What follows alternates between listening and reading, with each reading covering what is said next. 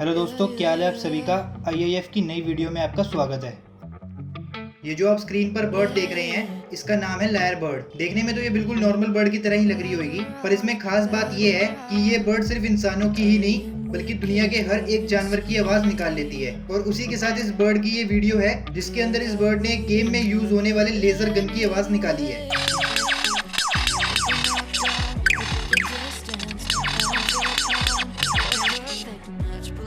आपने कई सारे घरों में दीवारें देखी होंगी जिनके ऊपर वॉलपेपर्स लगाए जाते हैं उनकी खूबसूरती के लिए। पर क्या आपको पता है कि एक ऐसी भी मशीन है जो वॉल पे लाइव आर्ट बनाती है।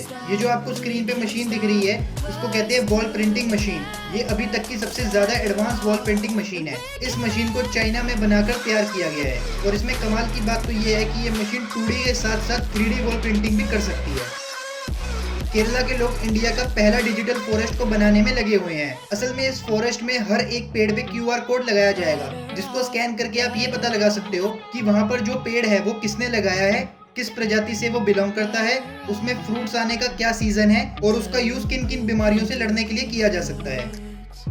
आजकल कोविड-19 चल रहा है पूरी दुनिया में, तो आपने क्वारंटीन वर्ड तो सुना ही होगा जिसका मतलब होता है अपने आप को एक कमरे में आइसोलेट करने का। यानी कि किसी भी घर के बंदे से या किसी बाहर वाले बंदे से भी आप बात नहीं कर सकते, उनके संपर्क में नहीं आ सकते, ताकि जो आपके अंदर वायरस है या कुछ भी है वो दूसरे के अंदर ना फैले। पर क्या आपको ये पता है कि क्वारंटीन वर्ड का ओरिजिन कैसे हुआ? काफी सालों पहले 1894 में पूरी दुनिया में प्लेग बैक्टीरिया नाम का एक वायरस फैला था। कमाल की बात तो ये है कि वो वायरस भी हांगकांग चाइना से ही आया था। उस दौरान इटली में आने वाले कोई भी शिप को 40 दिन तक समुद्र में खड़ा रखा जाता था ताकि शिप पे कोई भी अगर बैक्टीरिया है तो वो खत्म हो जाए। जिस तरह हमारी लैंग्वेज में 40 को 40 कहा जाता है, उसी तरह इटालियन में 40 को 40 कहा जाता है और इसी से ये क्वारंटीन वर्ड का ओरिजिन हुआ।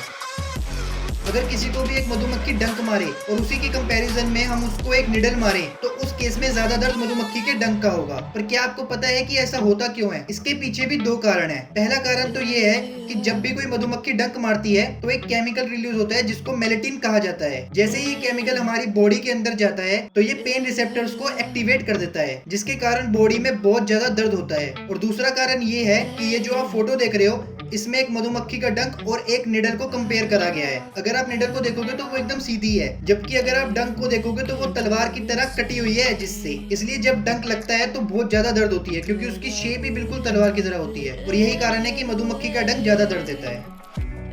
आपने अक्सर मूवीज में ये देखा होगा कि जब भी कोई सोए हुए बंदे की तरफ उसको मारने के लिए जाता है तो उस बंदे के चाकू टच होने से पहले ही उस बंदे की आंख खुल जाती है। और ये सिर्फ मूवीज में ही नहीं होता बल्कि असलियत में भी ऐसा होता है। इटली के डॉक्टर्स ने ये रिसर्च करी है जिसके अंदर उनको ये पता लगा है अगर हमें कोई सोए हुए को चोट पहुंचाने की नजरों से देखता है तो उस बंदे के दिमाग में नेगेटिव एनर्जीज के पैकेट रिलीज होना शुरू हो जाते हैं जिसे हमारा सबकॉन्शियस माइंड पहचान लेता है। और यही कारण है कि हम कितनी ही गहरी नींद में क्यों ना हो, अगर कोई हमें मारने आएगा तो हमारी आंखें खुल जाएंगी।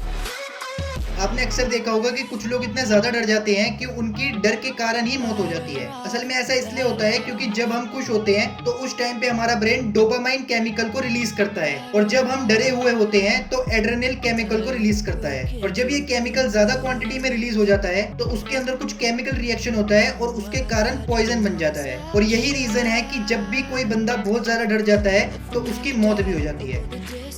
क्या आपने कभी सोचा है कि जब भी हम बीमार होते हैं या फिर हमें कभी बुखार आता है तो हमारा शरीर गर्म क्यों हो जाता है, या फिर कहें कि उस बॉडी का टेम्परेचर बढ़ के हो जाता है? ये तो हम सभी जानते हैं कि हमारी बॉडी का टेम्परेचर 37 डिग्री सेल्सियस होता है। पर बाय चांस हमारी बॉडी के अंदर कभी कोई जर्म्स या फिर हानिकारक बैक्टीरिया आ जाता है तो जो हमारी बॉडी है वो अपने टेम्परेचर को बढ़ा लेती है। असल में ऐसा इसलिए होता है क्योंकि हमारे ब्रेन के अंदर एक हिस्सा होता है जिसको हाइपोथैलेमस कहते हैं, जिसका काम बॉडी के टेम्परेचर को मेंटेन करने का होता है। और जब हमारे इम्यून सिस्टम को ये पता लगता है कि कोई भी वायरस या जर्म्स हमारे शरीर के अंदर आए हैं तो ब्रेन पायरोजन नाम का केमिकल रिलीज कर देता है। तो जैसे ही पायरोजन केमिकल रिलीज होता है हाइपोथैलेमस को पता चल जाता है और वो बॉडी का टेम्परेचर बढ़ा देता है जिससे जर्म्स और बैक्टीरिया खत्म हो जाए। इसका मतलब ये है कि अगर हमें कभी बुखार आता है तो ये एक तरीके से अच्छी चीज है, वो हमारी बॉडी के बीमारियों को खत्म कर रही है। और दूसरी बात इससे ये भी पता चलता है कि हमारा इम्यून सिस्टम सही काम कर रहा है। थैंक यू दोस्तों, आज के लिए इतना ही। मैं मिलता हूँ आपको नेक्स्ट वीडियो में।